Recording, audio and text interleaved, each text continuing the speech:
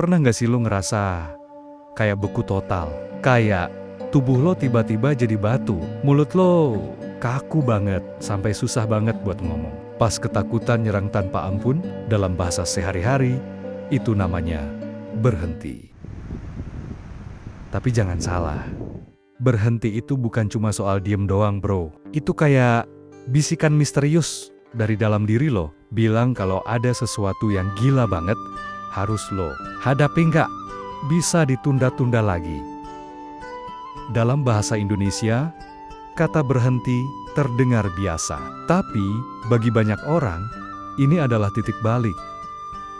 Di Sulawesi Selatan, kita mengenal falsafah Sirina Pace, kehormatan dan empati.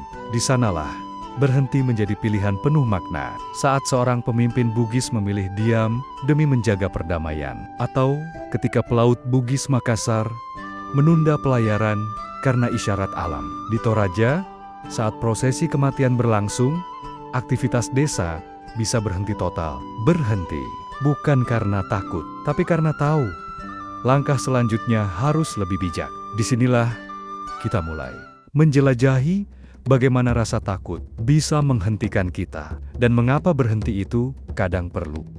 Rasa takut bukan hanya emosi, ia adalah warisan. Sejak zaman purba, otak manusia dirancang untuk bertahan hidup. Saat nenek moyang kita melihat bayangan harimau di semak, tubuhnya tahu lawan, lari, atau membeku. Itu yang disebut fight, flight, or freeze. Otak melepaskan hormon adrenalin, jantung berdegup lebih cepat, napas menjadi pendek, tubuh siap melawan bahaya. Tapi hari ini, bahaya kita berbeda. Bukan harimau, tapi suara notifikasi. Bukan tombak, tapi tekanan pekerjaan.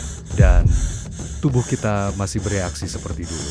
Itulah kenapa, meskipun tidak ada ancaman nyata, kita bisa merasa seolah sedang melawan monster. Itulah kekuatan evolusi.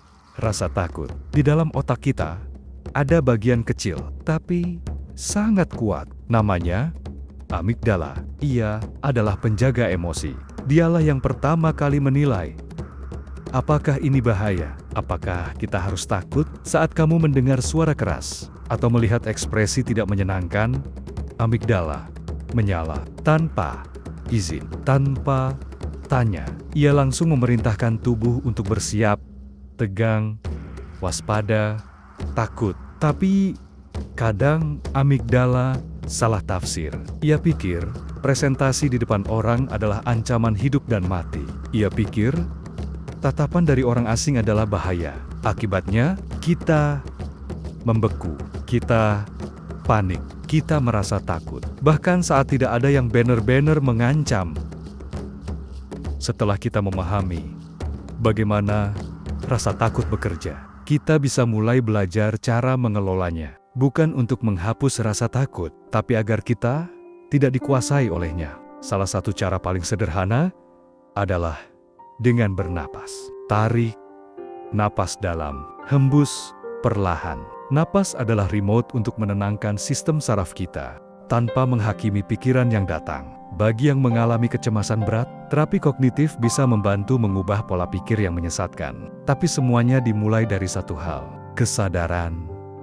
Menyadari bahwa rasa takut bukan musuh, ia hanya sinyal yang meminta kita untuk mendengarkan. Kini kita tahu, rasa takut bukan sekadar perasaan, tapi panggilan untuk berhenti sejenak. Dan di titik itu, budaya kita mengajarkan sesuatu yang sangat bijak. Dalam falsafah Bugis Makassar, Sirina Pace, bukan sekadar harga diri dan empati. Bukan hanya menjaga martabat dan merasakan beban orang lain, tapi juga tahu kapan diam lebih kuat dari tindakan.